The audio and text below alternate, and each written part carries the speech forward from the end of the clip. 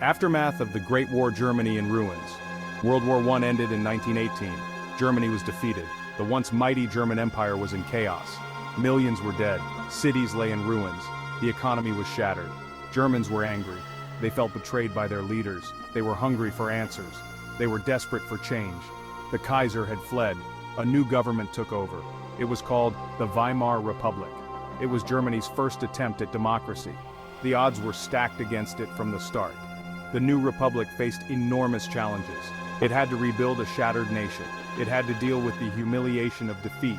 It had to appease the victors of the war. The treaty's heavy-hand seeds of resentment sown. The Treaty of Versailles was signed in 1919. It officially ended the war. It also blamed Germany for the war. This angered many Germans. They felt the treaty was unfair. They called it a diktat, a dictated peace. The treaty imposed harsh terms on Germany. Germany lost territory. It lost its colonies. It had to pay huge reparations. Its military was severely restricted. The treaty crippled the German economy. It fueled resentment and instability. It created fertile ground for extremist ideologies. Economic quicksand, from hyperinflation to depression.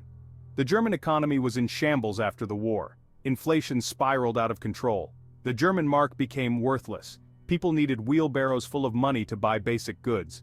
This hyperinflation wiped out savings. It destroyed the middle class. It created widespread poverty. Then came the Great Depression in 1929. It hit Germany hard. Unemployment soared. Businesses collapsed. People lost hope. The economic crisis deepened the political crisis. It strengthened the appeal of radical solutions. Section 4. A republic fragmented political chaos and rising extremism. The Weimar Republic was politically unstable. Governments came and went.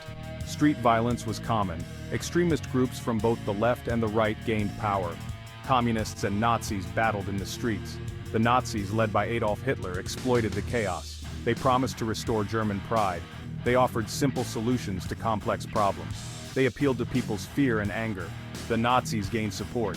They became a major force in German politics. Section 5. A flickering candle. The legacy of Weimar. The Weimar Republic collapsed in 1933. Hitler became chancellor. He quickly dismantled democracy. He established a totalitarian dictatorship. The Nazi era had begun. It would plunge the world into another devastating war. The Weimar Republic was a failure, but it was a noble experiment. It showed the fragility of democracy. It highlighted the dangers of extremism. It demonstrated the importance of economic stability. The Weimar experience holds lessons for us today. We must be vigilant in defending democracy. We must address economic inequality. We must reject extremism. We must learn from the mistakes of the past. We must never forget the Weimar Republic.